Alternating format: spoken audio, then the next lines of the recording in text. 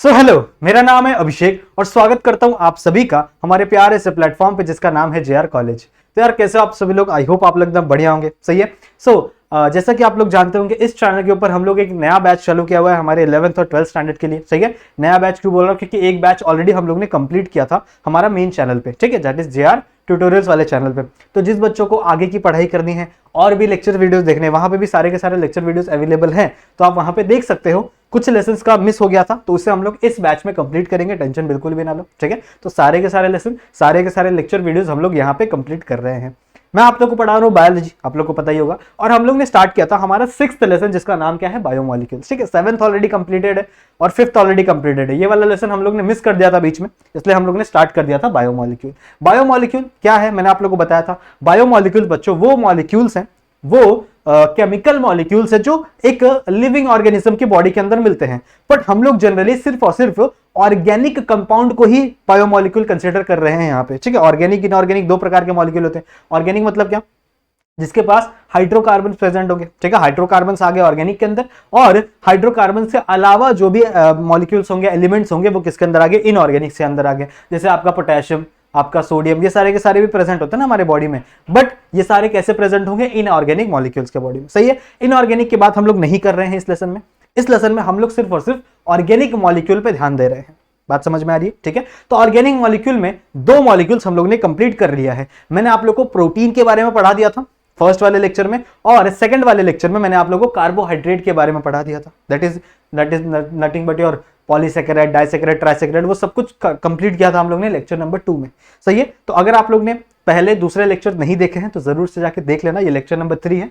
सही है। बहुत इंपॉर्टेंट है। प्रोटीन्स के ऊपर बहुत क्वेश्चंस बनते हैं एग्जाम में, कार्बोहाइड्रेट के ऊपर बहुत सारे क्वेश्चंस बनते हैं। कार्बोहाइड्रेट में जो ग्लूकोज का स्ट्रक्चर होता है, ठीक है, आगे चल के ग्लूकोज में ग्लाइकोसिडिक बॉन्ड कैसे बनता है, कैसे आगे चल के फ्रुक्टोज का फॉर्मेशन होता है, कैसे आगे चल के हम लोग बोल सकते हैं सुक्रोज का फॉर्मेशन होता है, लैक्टोज का फॉर्मेशन होता है। ये सब चीजें थोड़ा बहुत मैंने आप लोग को अच्छे से समझाई थी, तो ये सब पूछा जाता है एग्जाम में। सही है। तो लेक्चर नंबर 1, 2 नहीं देखा है तो देख लेना जरूर से एक बार, चलेगा। आज इस लेक्चर में बच्चों हम लोग बात करने वाले हैं लिपिड मॉलिक्यूल की, ठीक है। लिपिड एक बहुत ही छोटा सा प्यारा सा टॉपिक है, थोड़े ही टाइम में खत्म हो जाएगा, लेक्चर ज्यादा लंबा नहीं होने वाला, टेंशन मतलब, ठीक है। तो लिपिड एक बहुत ही छोटा सा प्यारा सा मॉलिक्यूल है और ये बहुत इंपॉर्टेंट मॉलिक्यूल है हमारे बॉडी के लिए। अगर लिपिड ना होता तो हमारे सेल्स नहीं बन पाते, ठीक है। अगर हमारे सेल्स नहीं बन पाते तो ना टिश्यू बनते। आप लोग ने ये बचपन में पढ़ा होगा ना कि सेल से आगे चल के टिश्यू बनता है, टिश्यू से आगे चल के ऑर्गन बनते हैं, ऑर्गन से आगे चल के ऑर्गन सिस्टम बनता है, और ऑर्गन सिस्टम से आगे चल के ऑर्गेनिज्म बनता है। समझ रहे हो? तो अगर सेल ही नहीं रहेगा तो एक इंसान, या फिर हम लोग कह सकते हैं दुनिया में कोई भी ऑर्गेनिज्म ही नहीं फॉर्म होगा। और सेल फॉर्म होने का एक बहुत ही इंपॉर्टेंट कारण होता है आपका लिपिड, जिसमें लिपिड का एक डिराइव फॉर्म रहता है जिसको हम लोग बोलते हैं फॉस्फोलिपिड, ठीक है। कॉन्जुगेट लिपिड के अंदर आता है, वो पढ़ेंगे हम लोग धीरे धीरे आगे चल के, कोई दिक्कत की बात नहीं। समझ में आ रही बात? तो आज हम लोग लिपिड को खत्म करने वाले हैं। समझ में आ गई बात? ठीक है। लेक्चर स्टार्ट करने से पहले आपको एक चीज बता दूं कि अगर आप लोग ने अभी तक हमारे जेआर ट्यूटोरियल्स का एप्लीकेशन डाउनलोड नहीं किया है तो प्ले स्टोर के ऊपर जाकर जरूर से इस एप्लीकेशन को डाउनलोड एंड रजिस्टर करके रख लेना। समझ में आ रही बात? बहुत सारे नोट्स आपको मिलेंगे, क्वेश्चन पेपर्स मिलेंगे। जब आपके एग्जाम आने वाले होंगे तो मैं खुद आप लोग के लिए बहुत सारे क्वेश्चन पेपर्स सेट करके आप लोग को वहां पे अपलोड करूंगा, ठीक है। तो आप लोग जरूर से उसे सॉल्व करना, प्रैक्टिस करना, ताकि आपके एग्जाम में नंबर और अच्छे हैं। सही है। अगर आपको कोई भी डाउट होता है पूरे के पूरे बायोलॉजी में, ठीक है, मैंने जितने भी लेक्चर्स पढ़ा है, कोई डाउट होता है, अगर आपको मुझे कोई फीडबैक देना है, अगर आपको मुझसे कांटेक्ट करना है, ठीक है, तो ये मैंने अपना इंस्टाग्राम यहाँ पे मेंशन किया है, आप आके वहाँ पे मुझसे बातें कर सकते हो, ठीक है। बहुत सारे बच्चे वहाँ पे अपने डाउट पूछते हैं, अपना फीडबैक मुझे देते हैं। सही है। बहुत सारे बच्चे आगे बोलते हैं कि सर आप बहुत अच्छा पढ़ाते हो, तो अच्छा लगता है यार। सही है। तो आप लोग को भी अगर मुझसे बात करना है, कांटेक्ट करना, तो आप यहाँ के मुझे मैसेज कर सकते हो, ठीक है। चलेगा, लेक्चर स्टार्ट करते हैं। आ जाओ, बात करते हैं बच्चों लिपिड्स की। लिपिड की बात करें तो लिपिड्स के बारे में हम कितना जानते हैं? अगर देखो बायोमोलिक्यूल तो हम लोग को पता चल गया। अगर हम लोग लिपिड्स की बात करें बच्चों, तो लिपिड्स के बारे में हम कितना जानते हैं? हमें यह पता है कि ये आते हैं ध्यान से सुनेंगे, ठीक है, ध्यान से सुनेंगे, ये आते हैं बायो मैक्रोमोलिक्यूल में। ये लेक्चर नंबर 1 में मैंने आप लोगों को पढ़ाया था, ठीक है। आई गेस मैंने आप लोगों को लेक्चर नंबर 1 में पढ़ाया था कि लिपिड जितने भी आते हैं वो आते हैं बायो मैक्रोमोलिक्यूल में। सो इट इज अ मैक्रोमोलिक्यूल। सही बात है। उसके बाद देखो मैक्रोमोलिक्यूल है भैया, ये छोटे छोटे होते हैं, बहुत ही इनका साइज छोटा होता है, फिर भी ये मैक्रोमोलिक्यूल में आते हैं। कितना साइज होता है इनका? ऑलमोस्ट 800 डाल्टन जितना साइज होता है। समझ रहे हो? 800 डाल्टन जितना साइज इनका होता है, और ये किसके अंदर आते हैं? बायो मैक्रोमोलिक्यूल में। बात क्लियर है? सही है। अच्छा, दे आर वाटर इनसोल्यूबल, ये एक बहुत ही इंपॉर्टेंट कैरेक्टरिस्टिक्स है हमारे लिपिड मॉलिक्यूल की। जितने भी लिपिड मॉलिक्यूल हैं इस दुनिया में, जितने भी लिपिड मॉलिक्यूल हैं, वो सारे के सारे क्या होंगे बच्चों? वाटर इनसोल्यूबल होंगे, मतलब वो वाटर के अंदर कभी भी सोल्यूबल नहीं होंगे। समझ लो? तो वो हमेशा किसके अंदर होंगे? ऑयल सोल्यूबल होंगे। जनरली ऑयल्स और जितने भी फैट्स होते हैं ना, वो जनरली किसके अंदर आते हैं? लिपिड्स के अंदर आते हैं। सही बात है। तो इतनी बातें तो हम लोग को पता है कि ये बायो मैक्रोमोलिक्यूल है। ये इसका साइज जो होता है वो 800 डाल्टन का होता है। देखो याद करो, 800 डाल्टन, मैंने आप लोग को बताया ना, 1000 डाल्टन से नीचे जितनी भी साइज होती है, ठीक है, 1000 डाल्टन से जितनी भी नीचे साइज होती है वो माइक्रोमोलिक्यूल में आते हैं। बट ये अकेला था जो किसके अंदर आता था? मैक्रोमोलिक्यूल में आता था, भले ही इसका साइज इतना छोटा हो। सही है। मैंने आप लोगों को सिखाया था ना, यहाँ पे देखो ये वाला डायग्राम मैंने आप लोगों को लेक्चर नंबर 1 में बनाया था। सही है। तो यहाँ पे, अरे एक सेकेंड, मैंने ना माइक्रोमोलिक्यूल मैक्रो में लिख दिया, ये गलती है बच्चों, इसको उठा के यहाँ डाल दो। एक्चुअली में lipids are the bio macromolecule. सही है। तो ये थोड़ा सा रॉन्ग कर दिया था मैंने वहां पे, कोई बात नहीं, अभी करेक्ट कर लो। सही है। यहां तक हम लोग को सब लोग ने पता है, इतनी बातें तो हम लोग को पता ही है कि क्या होते हैं मैक्रोमोलिक्यूल, क्या होते हैं माइक्रोमोलिक्यूल। माइक्रोमोलिक्यूल मतलब जिनका साइज 1000 डाल्टन से कम हो, ठीक है, जिनका साइज 1000 डाल्टन से क्या हो? कम हो, वो माइक्रोमोलिक्यूल में आएंगे। जिनका साइज 1000 डाल्टन से ज्यादा हो, वो किसके अंदर आएंगे? मैक्रोमोलिक्यूल के अंदर आएंगे। सही है। इसका एक एक्सेप्शन मैंने आपको लिपिड उसी टाइम पे बताया था ना, कि लिपिड का जो साइज है वो एक्चुअल में 800 डाल्टन ही होता है। तो अकॉर्डिंग टू द साइज ये किसके अंदर आना चाहिए था? माइक्रोमोलिक्यूल में आना चाहिए था। बट ये एक एक्सेप्शन है, ये किसके अंदर आता है? मैक्रोमोलिक्यूल में आता है। क्लियर है? समझ में आ रही बात? ठीक है। तो इतनी बातें अभी हम लोग को समझ में आई है कि जो लिपिड है वो ये कैरेक्टरिस्टिक्स इसके अंदर होते हैं। अभी आ जाओ लिपिड्स के डिवीजन के बारे में। लिपिड जो है ना वो 3 टाइप के डिवीजन है इसके अंदर। ध्यान से सुनेंगे, आपकी बुक में दी हुई है सारी चीजें, इसीलिए मैं आप लोगों को बता रहा हूं। एक्चुअल में लिपिड के 3 डिवीजन है, समझो। सबसे पहला है सिंपल लिपिड, ठीक है, सबसे पहला है सिंपल लिपिड। दूसरा है कॉन्जुगेटेड लिपिड, ठीक है, कॉन्जुगेटेड लिपिड। और लास्ट है बच्चों हमारा डिराइव्ड लिपिड। समझ रहे हो? तीसरा क्या है हमारा? Derived lipid. तो 3 प्रकार के अलग अलग लिपिड हम लोग को देखने के लिए मिलते हैं। एक है हमारा सिंपल लिपिड, ध्यान से सुनेंगे, एक है आपका कॉन्जुगेटेड लिपिड, और एक है आपका क्या है? That is derived lipid. सही बात है। सिंपल लिपिड में हमें 3 चीजें पढ़नी है, 3 चीजों के बारे में समझना है। सिंपल लिपिड की बात करें, देखो एक एक करके सबके बारे में समझेंगे हम लोग। सबसे पहले हम लोग सिंपल लिपिड के बारे में समझेंगे, इसके अंदर जो स्ट्रक्चर्स है उनको पढ़ेंगे। सही है। उसके बाद हम लोग जाएंगे कॉन्जुगेटेड पे, और उसके लास्ट में हम लोग जाएंगे डिराइव पे। सही है। तो सबसे पहले आ जाओ हम लोग पढ़ते हैं बच्चों किसके बारे में? सिंपल लिपिड में। अब सिंपल लिपिड में बच्चों हम लोग को 3 चीजों के बारे में पढ़ना है। सबसे पहले हम लोग को पढ़ना है बच्चों ग्लिसरॉल के बारे में। ठीक है, नाम तो सुना ही होगा आप लोगों ने ग्लिसरॉल के बारे में। ठीक है, ग्लिसरॉल क्या होता है क्या नहीं होता है वो सब लोग हम लोग समझेंगे किसके अंदर? ग्लिसरॉल के अंदर। उसके बाद नेक्स्ट हम लोग को पढ़ना है बच्चों फैटी एसिड। नेक्स्ट क्या पढ़ना है हम लोग को? Fatty acid. सही है। और लास्ट हम लोग को पढ़ना है बच्चों ग्लिसराइड। ग्लिसराइड। सही है। तो ये 3 चीजें हम लोग को पढ़नी है सिंपल लिपिड के अंदर। सही है। तो आ जाओ पहले हम लोग इन चीजों को पढ़ते हैं, उसके बाद आगे चल के हम लोग कंपाउंड और डिराइव्ड लिपिड की बात करेंगे। तो सबसे पहले आ जाओ देखते हैं what is mean by glycerol. Glycerol का एक दूसरा नाम है, ग्लिसरॉल को हम लोग कहते हैं बच्चों ट्राई हाइड्रोऑक्सी प्रोपेन। अब ये नाम देख के डरना नहीं है, ठीक है। ग्लिसरॉल का मतलब क्या है? Try hydroxy propane. अब याद करो केमिस्ट्री के बच्चों, याद करो प्रोपेन का मतलब क्या होता है? प्रोपेन मतलब 3 कार्बन। 3 कार्बन लगा लो, 1 2 3। सही है, ठीक है, 3 कार्बन लगा लो। तीनों कार्बन पे क्या लगा हुआ है? तीनों कार्बन में बच्चों एक ग्रुप लगा हुआ है जिसको हम लोग कह रहे हैं हाइड्रोऑक्सी। ठीक है, एक ग्रुप लगा हुआ है जिसे हम लोग क्या बोल रहे हैं? हाइड्रोऑक्सी। हाइड्रोऑक्सी मतलब क्या? एक ऑक्सीजन है और एक हाइड्रोजन है। सही है, एक ऑक्सीजन है और एक क्या है?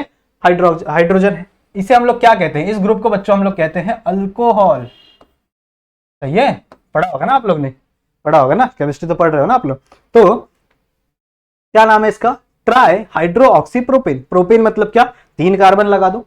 3 कार्बन में यहां पे हाइड्रोऑक्सी नामक एक ग्रुप लगा हुआ है। ठीक है, हाइड्रोऑक्सी मतलब क्या? एक आपका हाइड्रो मतलब क्या? हाइड्रोजन। ऑक्सी मतलब क्या? ऑक्सीजन। सही है। तो हाइड्रोऑक्सी मतलब OH एक ग्रुप लगा हुआ है। OH is nothing but your alcohol. सही है। कितने लगे हुए हैं OH? 3 लगे हुए हैं। देखो यहां पे लिखा हुआ है ट्राई, तो कितने OH लगे हुए हैं? 3 OH लगे हुए हैं। 3 कार्बन है तो तीनों कार्बन पे 3 OH लगा दो। एक OH यहां, एक OH यहां और एक OH यहाँ समझ में आई बात, ठीक है। अब कार्बन की वैलेंसी कितनी होती है? 4, बचपन से पढ़ते आ रहे हो, ठीक है, 9 से 10 से पढ़ते आ रहे हो, कार्बन की वैलेंसी 4 होती है। तो अब इसकी वैलेंसी कंप्लीट कर दो। देखो यहाँ पे इस कार्बन की बात करें तो इस पे एक बॉन्ड OH के साथ है, एक बॉन्ड कहाँ पे? इस कार्बन के साथ है, मतलब एक हाइड्रोजन यहाँ, एक हाइड्रोजन यहाँ, सही बात है। इस कार्बन की बात करें तो देखो इसकी 3 वैलेंसी कंप्लीटेड है, सिर्फ एक हाइड्रोजन लगेगा। और अगर इस कार्बन की बात करें तो सिमिलर से फर्स्ट की तरह एक हाइड्रोजन यहाँ पे, एक हाइड्रोजन यहाँ पे। This is the structure of your glycerol. यही है आपके ग्लिसरॉल का स्ट्रक्चर। समझ में आई बात, ठीक है। ग्लिसरॉल का सिंपल सा स्ट्रक्चर क्या है? That is it is a tri hydroxypropane. Tri hydroxypropane मतलब क्या? 3 कार्बन का ग्रुप है, तीनों कार्बन के ग्रुप पे क्या लगा हुआ है? अल्कोहल। तीनों कार्बन के ग्रुप पे क्या लगा हुआ है? अल्कोहल लगा हुआ है, सही है। That's why it is a try hydroxy. 3 alcohol लगा दिया जाए, सिंपल है, बना लोगे, ठीक है। एक हाइड्रोजन यहाँ पे, एक हाइड्रोजन यहाँ पे, एक हाइड्रोजन यहाँ पे और एक हाइड्रोजन यहाँ पे, सही है, बना लोगे।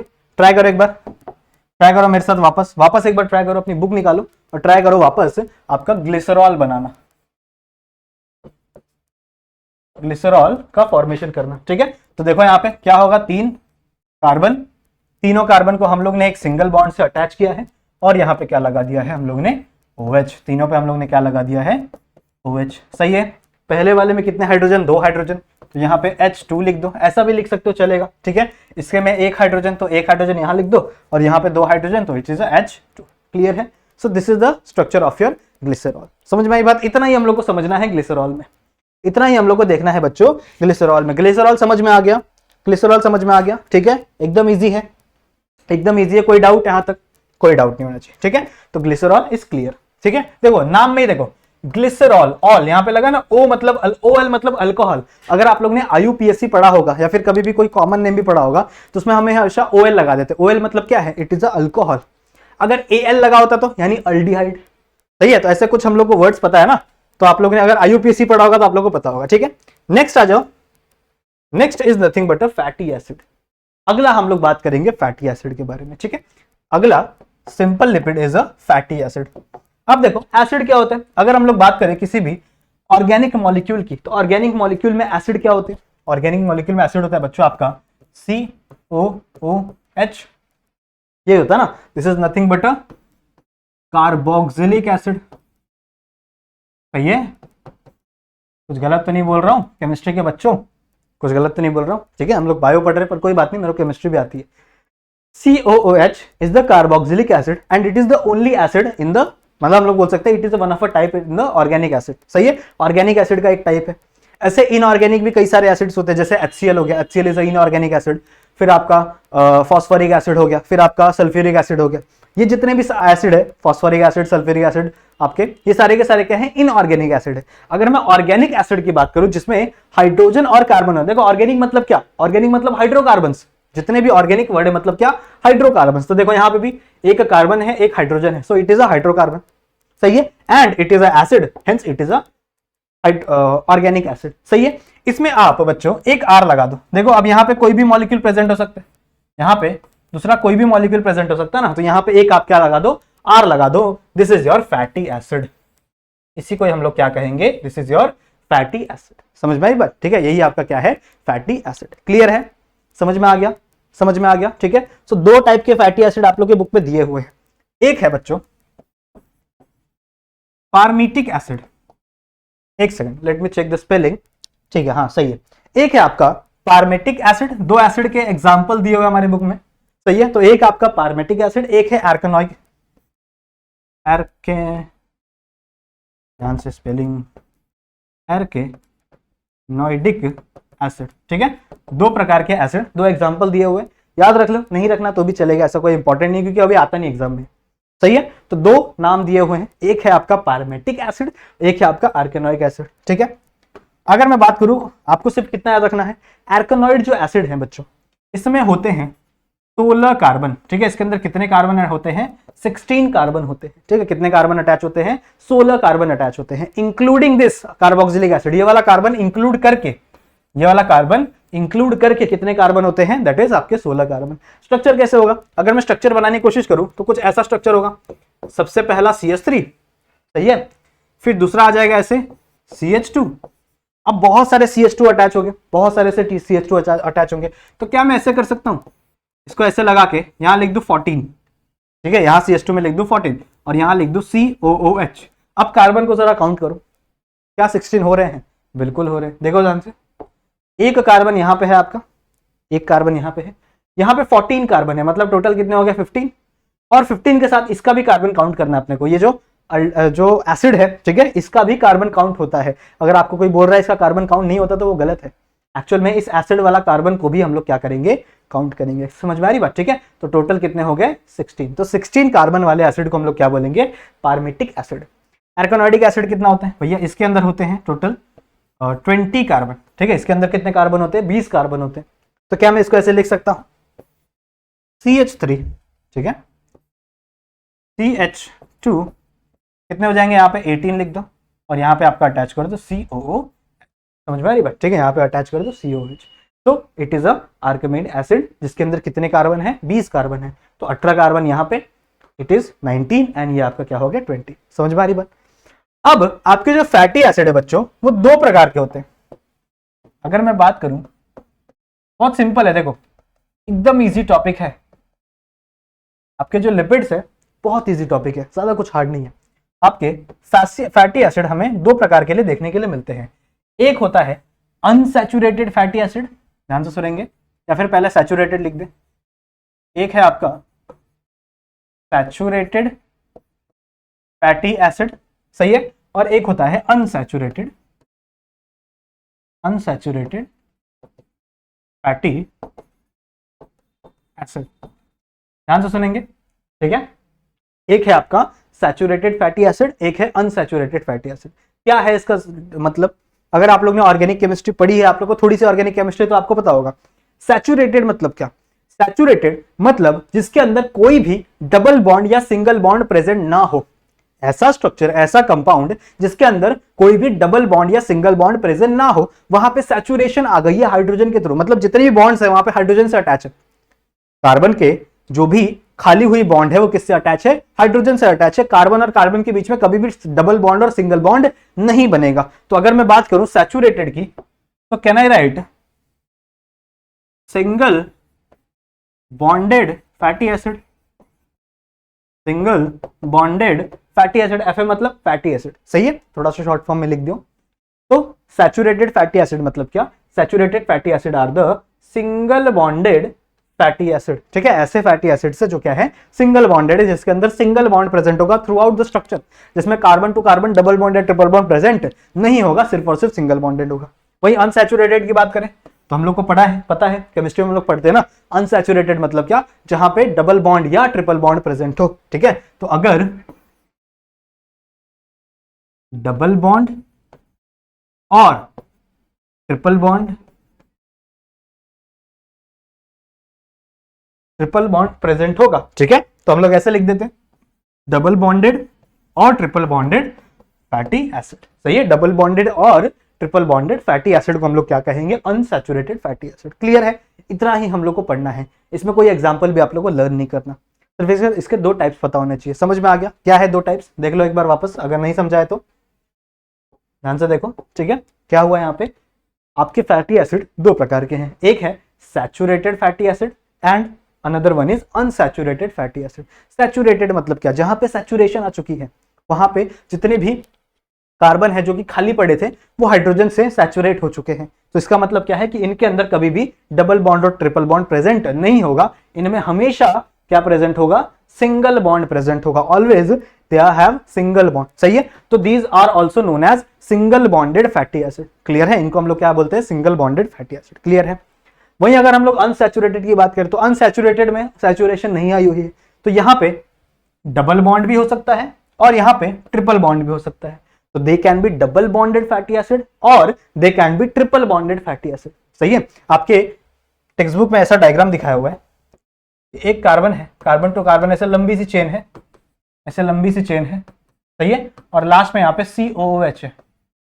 सही है, ऐसे एक लंबी सी चेन है जिसमें लास्ट में COH लगा हुआ है। अब इसमें आप हाइड्रोजन को अटैच कर लेना, लेकिन अगर आप देखोगे यहाँ पे तो यहाँ पे आपको एक भी बीच में रास्ते में आपको एक भी डबल बॉन्ड दिख रहा है, ट्रिपल बॉन्ड दिख रहा है? नहीं। So it is a saturated fatty acid. Clear है? वहीं ऐसा कुछ स्ट्रक्चर दिया हुआ है, carbon to carbon single bond आया हुआ है और यहाँ पे एक डबल बॉन्ड है, दिख रहा है, ऐसे स्ट्रक्चर दिया हुआ है और लास्ट में यहाँ पे COOH से अटैच है। सही है, तो कुछ ऐसा स्ट्रक्चर दिया हुआ है जिसके अंदर क्या प्रेजेंट है, यहाँ पे डबल बॉन्ड प्रेजेंट है, दिख रहे हैं, this is the double bond. तो अगर ऐसा कोई डबल बॉन्ड प्रेजेंट होगा सो it is a unsaturated fatty acid. यहां लिख दें अनसैचुरेटेड फैटी एसिड। क्लियर है, समझ में आ गई बात। मैंने आप लोगों को 2 एग्जांपल दिए थे शुरू में, एक पार्मेटिक एसिड और आर्कोनाइड एसिड। इसमें जो पार्मेटिक एसिड है बच्चों, it is a saturated acid. ये क्या है आपका, सैचुरेटेड फैटी एसिड है। इसकी बात करूं तो ये है आपका अनसैचुरेटेड। वैसे कोई पूछेगा नहीं, ठीक है, बट आप लोग को पता होना चाहिए ये है आपका पार्मेटिक यानी सैचुरेटेड, ये आपका क्या है, अनसैचुरेटेड। क्लियर है, फैटी एसिड खत्म। फैटी एसिड के बारे में हम लोग को इतना ही जानना था, इसके बारे में ज्यादा, इससे ज्यादा कुछ हम लोग को जानना नहीं है।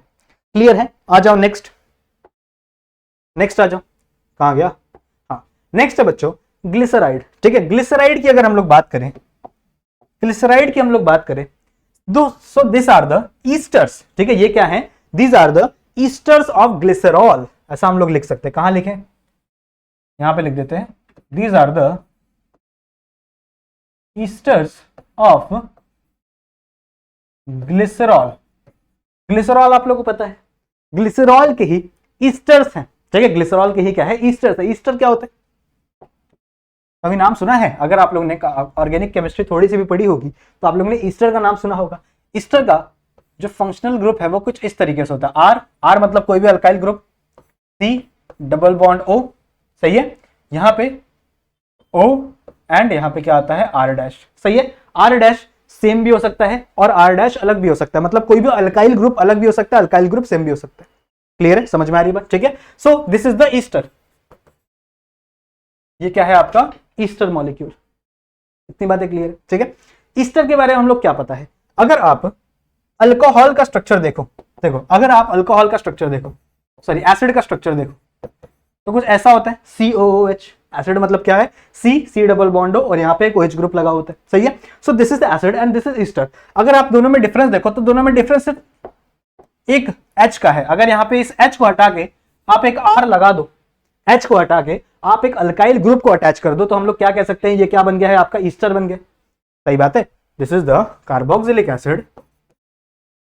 ये है आपका कार्बोक्सिलिक एसिड और इस कार्बोक्सिलिक एसिड में सिर्फ आप एक हाइड्रोजन को रिप्लेस कर दोगे एक अल्काइल ग्रुप से, कोई भी अल्काइल ग्रुप होने दो, तो क्या बना दोगे आप, ईस्टर बना दोगे। सही है, बच्चों को कंफ्यूजन होती है ईथर में भी। एक ईथर नाम का भी मॉलिक्यूल होता है जिसमें हम लोग ऐसा स्ट्रक्चर बनाते हैं, ROR। सही है, आपका एक अल्काइल ग्रुप एक ऑक्सीजन से कनेक्ट होगा और वो ऑक्सीजन ग्रुप आपके दूसरे अल्काइल ग्रुप से कनेक्ट होगा। दोनों अल्काइल ग्रुप सेम भी हो सकते हैं, डिफरेंट भी हो सकते हैं, डिपेंड करता है आप कौन से टाइप का ईस्टर बना रहे हो। सही है, तो ये इट इज अ ईथर। ठीक है, इट इज अ ईथर। बच्चों को हमेशा कंफ्यूजन होता है ईस्टर में ईथर में, बहुत सारे लोगों को ईस्टर में और ईथर में कंफ्यूजन होता है। बहुत बार ईस्टर पूछा जाता है, लोग ईथर बना के आ जाते हैं। सही है, तो हमारे टीचर ने हम लोग को ये सिखाई थी, निमोनिक सिखाया था, एक लाइन बताई थी। हम लोग को सर ने बोला था कि Easter is a sister of carboxylic acid. क्या बोलना है आप लोग को, ईस्टर, ध्यान से सुनो, Easter is a sister of carboxylic acid. कैसे, देखो कार्बोक्सिलिक एसिड को देखो तो इसमें H है। सही है, और इस H को ही रिप्लेस करके यहाँ पे R लग गया, मतलब दोनों काइंड ऑफ सिमिलर है। दोनों क्या है, काइंड ऑफ सिमिलर है। दैट्स व्हाई यहाँ पे एक लाइन लिखी हुई है, that is Easter is a sister of carboxylic acid. सही है, ये लाइन आप लोगों ने नोट कर लेना चाहिए। अभी हम लोग बात करेंगे सिर्फ और सिर्फ ईस्टर के बारे में। ईस्टर्स का फॉर्मेशन कैसे होता है? ईस्टर का फॉर्मेशन होता है बच्चों जब आप अल्कोहल को ट्रीट करोगे एसिड के साथ। जब आप अल्कोहल को ट्रीट करोगे एसिड के साथ तो यहां पे बनता है ईस्टर। समझ रहे हो क्या बोल रहा हूं मैं? ठीक है, जब आपका अल्कोहल और एसिड जब आप रिएक्ट करोगे दोनों को तो यहां पे क्या बनता है, ईस्टर बनता है। Now glyceride is a Easter. ठीक है, ग्लिसराइड क्या है, एक ईस्टर है। तो हम इसे बनाने के लिए अल्कोहल में कौन सा अल्कोहल यूज करेंगे, हम लोग यूज करेंगे बच्चों ग्लिसरॉल। ठीक है, हम लोग कौन सा अल्कोहल यूज करेंगे, ग्लिसरॉल यूज करेंगे। और एसिड में कौन सा एसिड यूज करेंगे हम लोग, फैटी एसिड। सही है, ऐसे तो आप कोई भी एसिड डालोगे तो ईस्टर का फॉर्मेशन होगा, बट अभी हम लोग ऑर्गेनिक केमिस्ट्री समझ रहे हैं, ठीक है। बायोमोलिक्यूल ऑर्गेनिक केमिस्ट्री के अंदर आता है, तो हम लोग यहाँ पे फैटी एसिड कंसीडर कर रहे हैं। तो बनाओ यहाँ पे, ग्लिसरॉल का स्ट्रक्चर सबको आता है, सबको आता है, ठीक है। तो बनाओ यहाँ पे, कैसे बनेगा, 3 कार्बन, अभी सिखाया मैंने तुम लोग को, यहाँ पे इनके बीच में बॉन्ड, और यहाँ पे 3 OH, सही बात है, यहाँ पे 3 क्या हो गए, OH, सही है। यहाँ पे हाइड्रोजन की वैलेंसी कंप्लीट कर लो, एक हाइड्रोजन यहाँ पे, एक हाइड्रोजन यहाँ पे, एक हाइड्रोजन यहाँ पे, सही है। दिस इज द अल्कोहल, कौन सा अल्कोहल है ये, ग्लिसरॉल है, तो यहाँ पे लिख दे दिस इज द ग्लिसरॉल, ठीक है। लिखते चला करो ताकि चीजें याद होती रहेंगी। जब आप कोई भी चीज बना रहे हो, कोई स्ट्रक्चर बना रहे हो, तो उसके नीचे उसका नाम लिखते रहा करो, सही है। अब इसको आपको ट्रीट करना है बच्चों किसी एसिड के साथ, ठीक है। अभी यहाँ पे मैं कोई भी एक एसिड ले रहा हूं, मान लो मैं यहाँ पे R ले रहा हूं, मान लो दिस इज R1, ठीक है। मैं यहाँ पे कोई R1 ले रहा हूं and it has a acidic molecule, तो यहाँ पे एसिड मतलब क्या है, C डबल बॉन्ड O और OH, सही है। ऐसे हम लोग लिखते हैं, COH को हम लोग ऐसे लिख सकते हैं, that is C double bond O और यहाँ पे OH।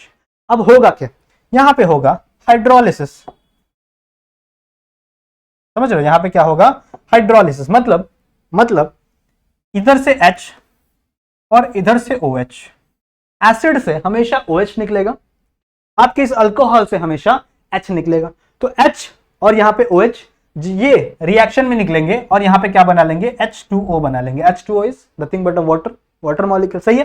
तो आपका यहाँ से OH, यहाँ से H निकल के क्या बना लेगा, वाटर बन जाएगा। बचा हुआ क्या होगा, यहाँ पे बचे हुए के साथ, तो मैं यहीं पे बना लेता हूँ, मैं रिएक्टेड में ही प्रोडक्ट बना लेता हूँ, आप लोग यहाँ पे अलग से बनाना इसको, ठीक है।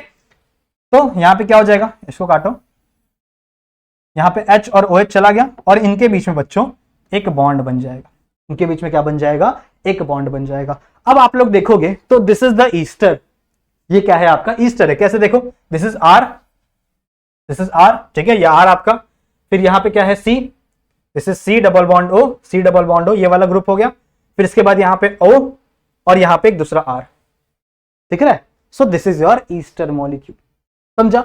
अब ईस्टर मॉलिक्यूल पे एक अल्कोहल से भी ईस्टर फॉर्म हो सकता है, मतलब एक ईस्टर भी फॉर्म हो सकता है, लेकिन यही ईस्टर इन दोनों से भी तो बन सकता है, यही ईस्टर इन दोनों से भी बन सकता है। अगर सिर्फ एक सही बनेगा तो हम लोग उसे कहेंगे मोनोग्लिसराइड। जैसे अभी ये स्ट्रक्चर है ना, तो इस स्ट्रक्चर को मैं कहूंगा इट इज अ मोनोग्लिसराइड, समझ रहे हो, मोनोग्लिसराइड क्यों कहूंगा, क्योंकि यहां पे सिर्फ एक ही ईस्टर फॉर्म हुआ है। मैं ये भी कर सकता हूं कि मैं दूसरा अपना एसिड का मॉलिक्यूल लेके आके इस OH के साथ भी ट्रीट कर सकता हूं, यहां पे भी एक ईस्टर बन जाएगा। सिमिलरली मैं यहां पे भी बना सकता हूं, सही है। आ जाओ बनाओगे तो बना के देखते हैं, आ जाओ, अच्छे से सीखेंगे हम लोग सारी चीजों को, ठीक है। यहाँ पे आपका आ गया, सही है, यहाँ पे H, यहाँ पे H, यहाँ पे H, यहाँ पे H और यहाँ पे H, समझ में आ रही है बात। ना यहाँ पे डाल दो आपका एक R, C double bond O, मान लो ये R1 था जो भी हम लोग ने लिया था वही है, और यहाँ पे क्या है OH, सही बात है। अभी तक क्या हुआ था, अभी तक हम लोग ने मोनो ग्लिसराइड बनाया था, तो इसमें से OH निकला था और इसमें से H निकला था, H OH अलग हुए तो क्या बन गया, इन दोनों के बीच में एक बॉन्ड बन गया। सो this is the mono glyceride. Same चीज बच्चों इसके साथ भी हो सकती है, सेकंड वाले के साथ भी तो हो सकती है। मान लो यहाँ पे एक दूसरा R है, मान लो दिस इज R2, कोई दूसरा R है, कोई दूसरा एसिड है, यहाँ पे डाल दिया मैंने O, सही है, और यहाँ पे आ गया इसका OH, सही बात है। अब यहां से भी सेम चीज होगा, इसका H और इसका OH, यहां से HOH निकलेगा और यहां से भी, यहां से HOH निकलेगा और यहां से अपना H निकलेगा, और दोनों क्या बना लेंगे, वाटर मॉलिक्यूल बना लेंगे, सही है। तो यहां से ये H निकला, यहां से ये OH निकला, सही है, और वाटर मॉलिक्यूल बन गया और इन दोनों के बीच में क्या बन गया, बॉन्ड, सही है। तो यहाँ पे एक और ईस्टर बन गया, एक और ग्लिसराइड बन गया, हम लोग कह सकते हैं एक और glyceride. So it is a diglyceride. अभी तक हम लोग ने क्या बनाया था, मोनोग्लिसराइड बनाया था बच्चों, पर now it is a diglyceride, सही है। सिमिलरली आप ट्राइग्लिसराइड भी बना सकते हो। सिमिलरली आप यहां से मान लो कोई दूसरा ले लिया मैंने R3, सही है, यहां पे मैंने C डाल दिया, डबल बॉन्ड O, सही है, और यहां एक OH। अब यहां से H और OH निकल जाएंगे, H और OH ये दोनों बाहर निकल जाएंगे और इनके बीच में क्या बन जाएगा, एक बॉन्ड बन जाएगा, सही है। Now there are 3 glyceride group, that's why it is known as triglyceride, समझ में आ रही बात, it is known as triglyceride, clear है। ट्राइग्लिसराइड समझ में आ गया, ट्राइग्लिसराइड क्या होता है, एकदम अच्छे समझ में आ गया, ठीक है। So this is the triglyceride. अब एक और चीज दी हुई है आपके बुक में कि जितने भी आपके बॉडी में फैट्स और ऑयल हैं, समझते हो, जितने भी आपके बॉडी में फैट्स और ऑयल है या फिर आपको बाहर जितने भी फैट्स और ऑयल मिलते हैं वो सारे के सारे ट्राइग्लिसराइड्स होते हैं, ऑलमोस्ट सारे के सारे ट्राइग्लिसराइड्स होते हैं। जैसे हम अपने घर पे घी खाते हो ना आप लोग, ठीक है, वनस्पति घी खाते हैं हम लोग। वनस्पति घी क्या है? फैट है, समझ रहे हो। जितने भी सॉलिडिफाइड चीज होती है वो फैट होती है, जितने भी लिक्विड वाली चीजें होती है वो ऑयल होती है। तो जितने भी फैट और मॉलिक्यूल हैं वो मेनली किससे डिराइव होते हैं बच्चों? ट्राइग्लिसराइड से। तो ट्राइग्लिसराइड से ही आपका फैट और सॉइल बनता है, सॉरी सॉइल बोल रहा हूं, ऑयल बनता है। समझ में आ रही बात? ठीक है, समझ में आ रही बात। अच्छा, एक और चीज जान लो, हमेशा फैट्स का, ये जो फैट है ना, इनका हाई मेल्टिंग पॉइंट होगा।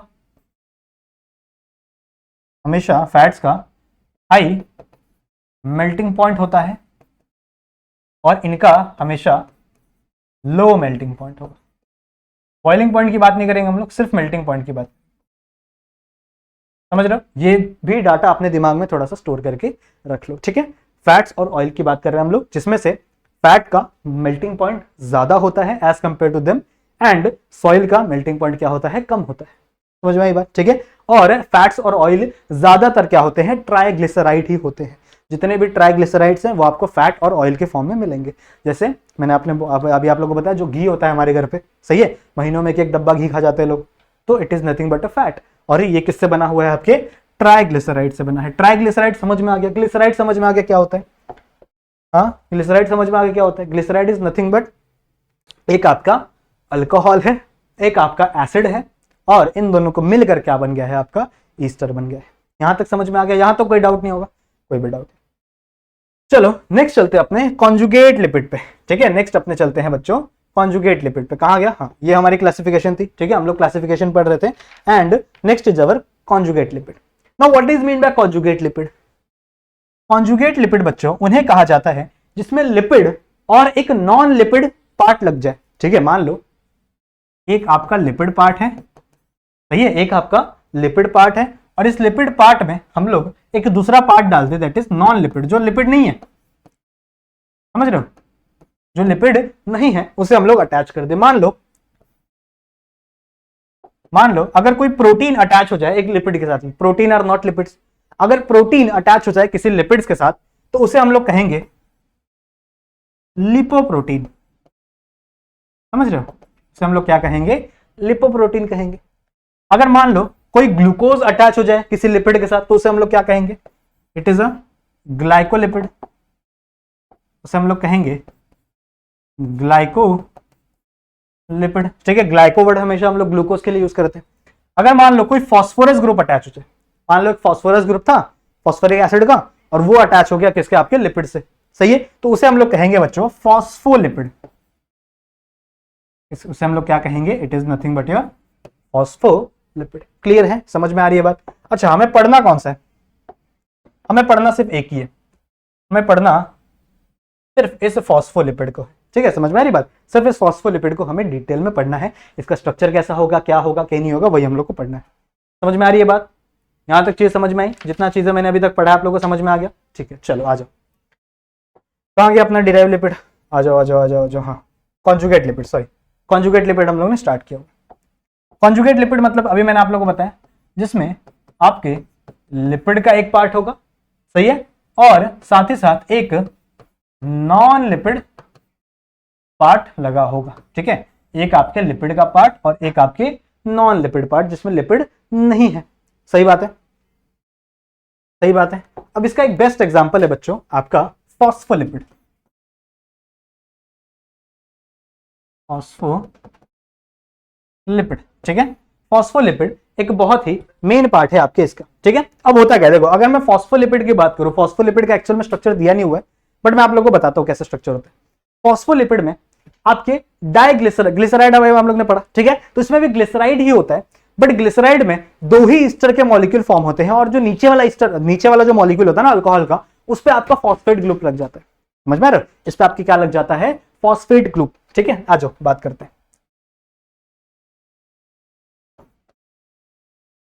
फॉस्फोलिपिड, ठीक है। फॉस्फोलिपिड की हम लोग बात कर रहे हैं। तो क्या मैंने आपको बताया, इसमें डाइग्लिसराइड है, तो डाइग्लिसराइड के लिए पहले आप यहाँ पे OH हटने वाला है, सही है, तो यहाँ पे ये बना लो। फिर इसके बाद ये किससे अटैच होगा, आपके एक R से, नहीं ऐसा नहीं होगा ना, ये अटैच होगा एक C से, ठीक है, C के ऊपर डबल बॉन्ड होगा और ये किससे अटैच होगा, एक R से। सही बात है, यही है आपका Easter group, RC double bond OR, सही है। उसके बाद सिमिलरली यहाँ पे भी होगा C डबल बॉन्ड O और यहाँ पे एक R, मान लो ये R1 है और ये R2 है, सही है। सो इट इज अ डाइग्लिसराइड। अब यहाँ पे भी यहाँ का जो OH है, मान लो इस OH को मैं ऐसे बना देता हूँ, यहाँ का जो OH है बच्चों, ये भी आगे चल के इसके साथ किसी एसिड के साथ ऐसा रिएक्शन करना चाहिए था और यहाँ पे भी एक ट्राइग्लिसराइड फॉर्म हो सकता था, बट ऐसा नहीं होता, ऐसा नहीं होता इनके अंदर। एक्चुअल में आता है phosphate group.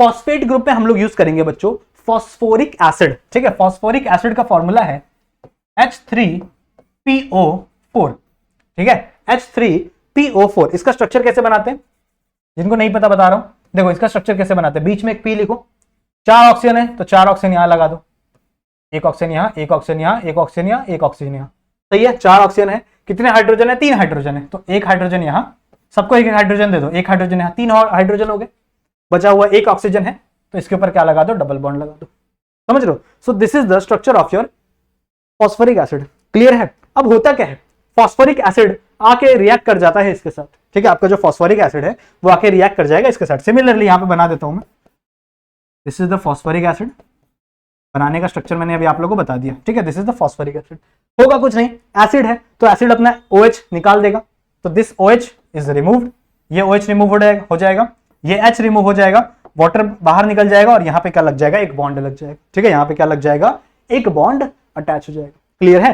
This is the phosphoric acid attach to a diglyceride. अभी तक खत्म नहीं हुआ फॉस्फोलिपिड।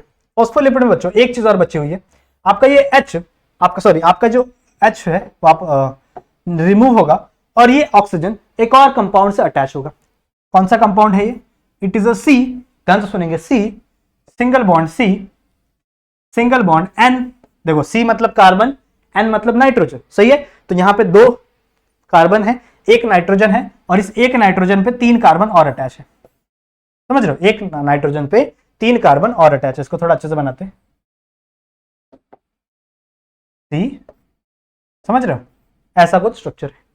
अब इसकी वैलेंसी कंप्लीट कर लेंगे, यहाँ पे देखो 2 बॉन्ड है तो यहाँ पे H2 आ जाएगा, H2 ऐसे लिख रहा हूं मैं, यहाँ पे H2 आ जाएगा, सही है, नाइट्रोजन, उसके बाद यहाँ पे कार्बन देखो CH3 और CH3, सही है। अगर मैं नाइट्रोजन की बात करूं बच्चों, नाइट्रोजन कितने बॉन्ड बनाता है, नाइट्रोजन 3 बॉन्ड बनाता है, उसकी वैलेंसी कितनी होती है, 3 बॉन्ड बनाने की। लेकिन यहाँ पे अगर आप नाइट्रोजन को देखो तो यहाँ पे नाइट्रोजन ने 4 बॉन्ड बनाया हुआ है, मतलब अपने इलेक्ट्रॉन्स को, जो उसके पास इलेक्ट्रॉन होते हैं, उसके पास पेयर ऑफ इलेक्ट्रॉन होते हैं, उसको उसने डोनेट कर दिया, समझ रहे हो, जो इलेक्ट्रॉन उसके पास प्रेजेंट होते थे उसने क्या किया, उसको डोनेट कर दिया। तो अगर जो भी अपना इलेक्ट्रॉन डोनेट करता है उसके ऊपर हमेशा एक पॉजिटिव चार्ज लगता है, सही है। तो नाइट्रोजन के ऊपर हमेशा क्या लगाना है, एक पॉजिटिव चार्ज लगाना है। और ये जो ग्रुप है ना यहां से लेके यहां तक, this is the choline group, इस ग्रुप को हम लोग क्या बोलते हैं, it is a choline group, सही है। So this is the structure of your phospholipid, समझा, इसको मिटा दो, ये सिर्फ मैंने आपको समझाने के लिए बनाया था, इसे मिटा दो, सही है। So this is the structure of your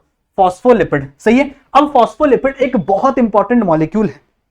अगर मैं बात करूं फॉस्फोलिपिड की, so phospholipid is very important molecule, क्यों, क्योंकि फॉस्फोलिपिड से ही हमारी सेल मेम्ब्रेन बनी है। हमारा जो सेल है, सेल की जो मेम्ब्रेन है वो इस फॉस्फोलिपिड से बनी है। अगर फॉस्फोलिपिड नहीं होती तो हमारी सेल मेम्ब्रेन नहीं बनती, अगर सेल नहीं बनता तो टिश्यू नहीं बनता, टिश्यू नहीं बनता तो ऑर्गन नहीं बनता, ऑर्गन नहीं बनता तो ऑर्गेनिज्म नहीं बनता, समझ रहे हो, हम ही नहीं बनते। तो ये बहुत इंपॉर्टेंट है हमारे फॉस्फोलिपिड। अब एक्चुअल में ये बनाता कैसे, देखो मैंने अभी आप लोगों को बताया कि इसमें एक लिपिड वाला पार्ट है, दैट इज आपका ग्लिसरॉल, एक आपका लिपिड वाला पार्ट है, this is the lipid part, this is the lipid part, सही है। और एक आपका ये फॉस्फोरिक एसिड वाला ग्रुप है, ये वाला पार्ट है, सही है। अब ये जो फॉस्फोरिक एसिड वाला पार्ट है ना बच्चों, ये होता है हाइड्रोफिलिक, ठीक है, इसलिए क्या होता है हाइड्रोफिलिक। यहां पे बना के दिखाता हूं, मान लो इसका डायग्राम कुछ ऐसे बनाते हैं, देखो इसका डायग्राम कुछ ऐसे बनाते हैं, यहां पे आपका फॉस्फोरस, इसको P से डिनोट कर दो, सही है। और इसके 2 पैर है, एक पैर यहां पे और एक पैर यहां पे, इसके 2 पैर, सही है। ये 2 पैर क्या है, ये 2 पैर, ये 2 मॉलिक्यूल है, एक मॉलिक्यूल ये वाला और एक मॉलिक्यूल ये वाला, सही है। तो ये इसके 2 मॉलिक्यूल है, 2 पैर है। तो कुछ ऐसा मॉलिक्यूल आप लोग बनाने के लिए बनाते हैं हम लोग जनरली, या फिर या फिर आप थोड़ा सा ऐसा भी बना सकते हैं, ठीक है, ऐसे इसके दो पैर बना सकते हैं। अब ये वाला जो है it is a phospho group, या फिर आप कह सकते हो फॉस्फेट वाला ग्रुप, सही है। और ये वाला जो ग्रुप है it is a lipid group, ये क्या है, हमेशा लिपिड ग्रुप है। मैंने आपको बताया था जो लिपिड होता है बच्चों वो वाटर इनसॉल्युबल होता है, मतलब lipids are hydrophobic, lipids are hydrophobic, सही है। और ये जो फॉस्फोरस है जो मैंने अभी आप लोगों को बताया they are hydrophilic. Now difference क्या है इसमें हाइड्रोफिलिक और हाइड्रोफोबिक में? फोबिक मतलब क्या, फोबिया सुना होगा ना आप लोग ने, कोई बोलता है मेरे को हाइट का फोबिया है, कोई बोलता है मेरे को अंधेरे का फोबिया है। फोबिया मतलब क्या, डर, सही है। तो इसको किससे डर है? इसको डर है बच्चों पानी से, ये पानी से डरता है, ये कभी भी पानी के कांटेक्ट में रहना नहीं चाहता। जो आपका लिपिड मॉलिक्यूल है ये कभी भी पानी के कांटेक्ट में रहना नहीं चाहता, सही बात है। वहीं अगर मैं बात करूं फॉस्फेट वाला जो ग्रुप है इट इज हाइड्रोफिलिक, ठीक है। फिलिक मतलब क्या, फिलिक मतलब होता है लव, प्यार। जैसे हम लोग पढ़ते हैं ना न्यूक्लियोफाइल, इलेक्ट्रोफाइल। न्यूक्लियोफाइल मतलब क्या, जिसको न्यूक्लियस से प्यार है। इलेक्ट्रोफाइल मतलब क्या, जिसको इलेक्ट्रॉन से प्यार है। सिमिलरली जो हाइड्रोफिलिक है मतलब उसको किससे प्यार है, वाटर से प्यार है, मतलब जो वाटर सोल्यूबल है, समझ रहे हो। तो आपका ये जो फॉस्फेट वाला ग्रुप है इट इज हाइड्रोफिलिक, मतलब जिसको पानी चलता है, पानी से कोई दिक्कत नहीं है। बट अगर मैं लिपिड की बात करूं तो लिपिड को पानी नहीं चलेगा, लिपिड को पानी कभी भी नहीं चलेगा, लिपिड हाइड्रोफोबिक, सही है। इसीलिए जब भी ये लोग सेल मेम्ब्रेन बनाते हैं बच्चों तो हमेशा ये लोग बाय लेयर फॉर्म करते हैं, बाय लेयर। देखो क्यों बाय लेयर फॉर्म करते हैं, इसको मिटा रहा हूं मैं। हमेशा मान लो ये आपका सेल है, सही है। अब सेल के अंदर भी पानी हो सकता है, अंदर भी वाटर होता है, पता है ना आप लोगों को। Cell is almost 70 to 75% cell के अंदर पानी भरा हुआ है, सही है। तो सेल के अंदर भी पानी है और सेल के बाहर भी पानी है, यहां पे भी पानी है, समझ रहे हो। तो अगर यहां पे एक फॉस्फोलिपिड की लेयर लग जाए, मान लो, तो मिटा रहा हूं मैं, मान लो यहां पे एक फॉस्फोलिपिड की लेयर लग जाए कुछ इस तरीके से, कुछ इस तरीके से, सही है, कुछ इस तरीके से एक फॉस्फोलिपिड की लेयर लग जाए। तो अब देखो इसका ये जो सर वाला पोर्शन है इसको हेड बोलते हैं एक्चुअल में। तो इसका जो हेड वाला पोर्शन है ये वाला पानी के कांटेक्ट में आ रहा है इधर से, तो इसको तो चलेगा भैया क्योंकि ये हाइड्रोफिलिक है, इसको कोई दिक्कत नहीं है। बट इसका जो लिपिड वाला पार्ट है इसको भैया दिक्कत हो रही है, ये पानी के कांटेक्ट में नहीं आ सकता। दैट्स वाई यहां पे एक दूसरा मॉलिक्यूल आता है जो कुछ इस तरीके से अरेंज हो जाता है, इस तरीके से, समझ रहे हो, जो कुछ इस तरीके से अरेंज हो जाता है। अब इसके अंदर देखो यहां पे भी इसका हेड है, यहां पे भी इसका हेड है, तो दोनों हेड वाला पोर्शन किसमें है, पानी में इंडल्ज है, और बीच में जो लिपिड वाला पार्ट है जिसके ऊपर कोई भी वाटर नहीं लग रहा, समझ रहे हो। इसीलिए हमेशा ये बाय लेयर फॉर्म करता है, तो कुछ ऐसे फॉर्म होता है, एक यहां पे एक यहां पे, समझ रहे हो। ऐसे हमेशा बाय लेयर आपका सेल मेम्ब्रेन फॉर्म होता है, समझ रहे हो। ऐसे करते करते ये पूरा एक लेयर बन जाएगा, सिमिलरली ये पूरा एक लेयर बन जाएगा, सही है। तो इसका जो टांग है वो अंदर साइड है और इसका जो हेड है वो बाहर साइड है। तो हमेशा पानी के कांटेक्ट में कौन रहेगा, इसका हेड रहेगा, और इसके जो पैर है वो कभी पानी के कांटेक्ट में नहीं आएंगे। इसीलिए फॉस्फोलिपिड हमेशा डबल लेयर फॉर्म करती है, समझ रहे हो। ये हमेशा कितना लेयर फॉर्म करती है, डबल लेयर। ये आई गेस मैंने आप लोग को जब हम लोग आई गेस फोर्थ लेसन पढ़ रहे थे, फोर्थ लेसन या फिफ्थ लेसन पढ़ रहे थे हम लोग सेल के बारे में, सेल ऑर्गेनेलीज के बारे में, तो उसमें मैंने आप लोगों को समझाया था। ये जब मैं आप लोगों को सेल मेम्ब्रेन पढ़ा रहा था, ये मैंने आप लोगों को थोड़ा बहुत वहां पे डिटेल में बताया था, सही है। तो ये आप लोग को वहां पे मैंने बताया हुआ है, सही है। तो फॉस्फोलिपिड समझ गया, मतलब हम लोग ने डिराइव्ड लिपिड कॉन्जुगेटेड लिपिड की बात कर ली, ठीक है। लास्ट एक छोटा टॉपिक है बच्चों, डिराइव्ड लिपिड, जो कि इतना इंपॉर्टेंट भी नहीं है, बट सुन लो। डिराइव्ड लिपिड क्या होते हैं? डिराइव्ड लिपिड बच्चों एक्चुअल में लिपिड नहीं होते, ठीक है। Derived lipids are not lipid, actual में ये लिपिड नहीं होते हैं, बट इनके पास वाटर रिपेलिंग प्रॉपर्टी होती है। ध्यान से सुनेंगे, actually they are not a lipid, actual में ये लिपिड नहीं होते, बट ये लिपिड की तरह बिहेव करते हैं, समझ रहे हो। बिहेव मतलब क्या, जैसे लिपिड के पास होती है ना जिनको पानी नहीं पसंद, तो इनको भी पानी नहीं पसंद, ठीक है। दिस दे हैव, लिख दो यहां पे, they have property of water repelling, समझ रहे हो। मतलब ये पानी को अपनी तरफ से दूर भेजते हैं, इसको पानी नहीं पसंद, समझ रहे हो। तो एक्चुअल में ये लिपिड नहीं है, बट इनके पास एक, हम लोग कह सकते हैं एक प्रॉपर्टी है जो कि लिपिड की तरह दिखती है। दैट्स व्हाई हम लोग बोलते हैं कि ये लिपिड जैसे हैं, that's why they are derived lipid. Derive मतलब ये होता है ना, जो किसी के जैसा बिहेव कर रहा है, एक्चुअल में वो है नहीं, समझ लो। सो दे आर डिराइव्ड लिपिड। अब इसका बेस्ट एग्जांपल है बच्चों, आपके जितने भी स्टेरॉइड्स होते हैं, हमारे बॉडी में जितने भी स्टेरॉइड्स होते हैं ना, वो सारे के सारे क्या हैं, डिराइव्ड लिपिड्स हैं। स्टेरॉइड से ही आगे चल के आपके टेस्टोस्टेरोन फॉर्म होते हैं, मेल सेक्स हार्मोन, ठीक है। एंड्रोजन आपके ईस्ट्रोजन फॉर्म होते हैं, आपके प्रोजेस्टेरॉन फॉर्म होते हैं, these are the female sex hormone. ये सारी की सारी चीजें किससे बनती है आपके, दीज आर द स्टेरॉइड्स, सही है। स्टेरॉइड में एक और एग्जांपल है बच्चों, कोलेस्ट्रॉल, ठीक है। कोलेस्ट्रॉल भी एक एग्जांपल है, कोलेस्टेरॉल, ठीक है। कोलेस्ट्रॉल एक बहुत ही इंपॉर्टेंट एग्जांपल आता है जो किसके अंदर आएगा, डिराइव लिपिड में, सही है। अब आपकी बुक में तो कोलेस्ट्रॉल का अपना डायग्राम नहीं दिया हुआ, ठीक है, कोलेस्ट्रॉल का स्ट्रक्चर नहीं दिया हुआ, बट कुछ बच्चे आप में से होंगे जो आगे चल के नीट के लिए प्रिपेयर कर रहे होंगे। नीट आप लोग को पता होगा ना, अगर आप लोग को डॉक्टर बनना है तो आप लोग को नीट देना पड़ेगा, ठीक है। तो अगर आपको नीट देना है तो नीट के एग्जाम में ना कभी कभी इसका स्ट्रक्चर आ जाता है, नीट के एग्जाम में, या फिर इवन महाराष्ट्र बोर्ड में भी एक बार इसका स्ट्रक्चर दिया हुआ था और इसको आइडेंटिफाई करने के लिए पूछा गया था। तो अगर मैं इसका आप लोगों को स्ट्रक्चर बना के दिखाता हूं, अगर स्ट्रक्चर आ गया गलती से भी तो डरने की कोई जरूरत नहीं है, सही है। इसका स्ट्रक्चर कैसा होता है, देखो ध्यान से देखो, मैं बना रहा हूं, थोड़ा सा बड़ा स्ट्रक्चर है पर डरना नहीं है। देखो अगर आप लोग नीट नहीं दे रहे हो, अगर आप नॉर्मली महाराष्ट्र स्टेट बोर्ड के स्टूडेंट हो, ठीक है, तो स्ट्रक्चर को देख लो ताकि आपको पता चले कि अच्छा ये इसको हम लोग कोलेस्ट्रॉल बोलते हैं। क्योंकि एग्जाम में एक बार क्वेश्चन आया था, स्ट्रक्चर बनाया गया था और पूछा गया था कि इसको पहचानो ये क्या है, तो आपको पता होना चाहिए कोलेस्ट्रॉल है।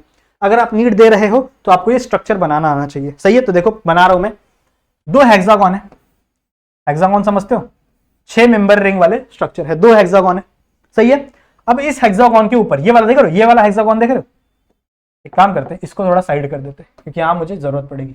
कोलेस्ट्रॉल साइड कर दिया, देखो इसका डायग्राम कैसे होगा, 2 आपके हेक्सागोन है, इस वाले हेक्सागोन के ऊपर एक और हेक्सागोन बनाना है आप लोगों को, इस वाले के ऊपर एक और हेक्सागोन बनाना है, बना लोगे। इतना स्ट्रक्चर समझ में आ गया, 2 हेक्सागोन थे, इस वाले हेक्सागोन के ऊपर एक और हेक्सागोन बना है, मतलब 6 मेंबर रिंग वाला स्ट्रक्चर बना है। अब इसके ऊपर बच्चों 5 मेंबर रिंग वाला स्ट्रक्चर बनाओ, ऐसे 5 मेंबर रिंग वाला स्ट्रक्चर बनाओ। This is the 5 member ring, 1 2 3 4 5 member ring वाला स्ट्रक्चर, सही है। अब 5 मेंबर रिंग वाले स्ट्रक्चर के ऊपर 6 मेंबर रिंग जैसा स्ट्रक्चर बनाओ। देखो ये मेंबर 6 मेंबर रिंग हो सकती थी, अगर मैं इसको इससे जोड़ दूं तो ये 6 मेंबर रिंग हो जाएगी ना, बट एक्चुअल में जुड़ती नहीं है। एक्चुअल में ये नीचे आ जाता है और यहाँ पे 2 CH3 अटैच हो जाते हैं। ये क्या है, it is nothing but CH3, यहां पे लगा दो CH3 CH3, सही बात है। इसके सामने यहां पे एक और CH3 लगा है, यहां पे आई गेस आप लोग को दिख रहा होगा, दिख रहा है, दिख रहा है, दिख रहा है, थोड़ा सा जूम आउट करके देखो आपको दिखेगा। तो एक CH3 यहां लगा है, 2 CH3 यहां लगा है। सिमिलरली यहां पे देखो, यहां पे कैसे डंडी निकालो, यहां पे भी एक CH3 लगा है। सिमिलरली यहां पे एक डंडी निकालो, यहां पे भी एक CH3 लगा है। समझ रहे हो, कुछ ऐसा स्ट्रक्चर हम लोग देखा, यहां पे एक डबल बॉन्ड है और यहां पे एक OH है, समझ रहे हो, ठीक है। यहां पे लास्ट में आपका एक डबल बॉन्ड दिया है और यहां पे क्या प्रेजेंट है, एक आपका OH प्रेजेंट है। क्लियर है, समझ में आ गया। सो this is the structure of your cholesterol, ये आपके कोलेस्ट्रॉल का स्ट्रक्चर है। थोड़ा सा हार्ड है, आई नो बहुत हार्ड है, बट कोई बात नहीं, एक बार देख जरूर से लो।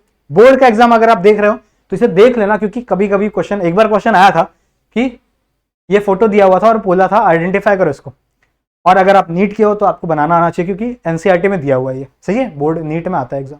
तो देख लो, this is the structure of your cholesterol. क्या हुआ देखो मैंने क्या बनाया, एक बार वापस देख लो, सिंपल है। 2 रिंग बनाई है मैंने 6 मेंबर की, फिर इसी रिंग के ऊपर एक और रिंग बनाई है मैंने 6 मेंबर की। 6 मेंबर रिंग के बाजू में एक 5 मेंबर की रिंग है, ठीक है। इसी 6 मेंबर की रिंग के बाजू में एक 5 मेंबर की रिंग है, ठीक है। 5 मेंबर की रिंग से मैंने यहां पे एक और ऐसी रिंग बनाई जो लगती तो है 6 मेंबर की। अगर मैं इसको कंप्लीट कर देता तो ये 6 मेंबर की हो जाती, बट इसे कंप्लीट नहीं करना है, इसे नीचे लेके जाना है और यहाँ पे 2 CH3 अटैच कर देना, सही बात है। जैसे आपने यहाँ पे 2 CH3 अटैच किया, इसके सामने एक और CH3 अटैच कर देना है, कर लोगे बिल्कुल। उसके बाद जहां पे भी देखो ये 2 रिंग अटैच हो रही है, देखो यहाँ पे भी 2 रिंग अटैच हो रही है, यहाँ पे भी 2 रिंग अटैच हो रही है, तो जहां पे भी आपकी 2 रिंग अटैच होगी वहां पे एक CH3 लगा देना। तो एक CH3 यहाँ पे, एक CH3 यहाँ पे, और यहाँ पे लास्ट में एक डबल बॉन्ड लगाना और यहाँ पे क्या लगा देना, एक OH लगा देना। सो this is your derived cholesterol, या फिर हम लोग कह सकते हैं normal cholesterol. So this is the structure of your normal cholesterol. Clear है। एंड कोलेस्टेरॉल से ही आगे चल के आपके सेक्स हार्मोन बनते हैं, जो मैंने अभी आप लोगों को बताया ना, एंड्रोजन, टेस्टोस्टेरॉन हो गया, जितने भी एंड्रोजन है, टेस्टोस्टेरॉन हो गया, आपका प्रोजेस्टेरॉन हो गया, आपका ईस्ट्रोजन हो गया, जितने भी स्टीरॉइड्स हैं वो आगे चले क्या बनते हैं, कोलेस्ट्रॉल से ही बनते हैं। तो हम लोग ऐसा कह सकते हैं कि cholesterol are the precursor of this hormones. Clear है, समझ में आ गया। सही है। तो आई होप आप लोग को आज के लेक्चर में मजा आया होगा।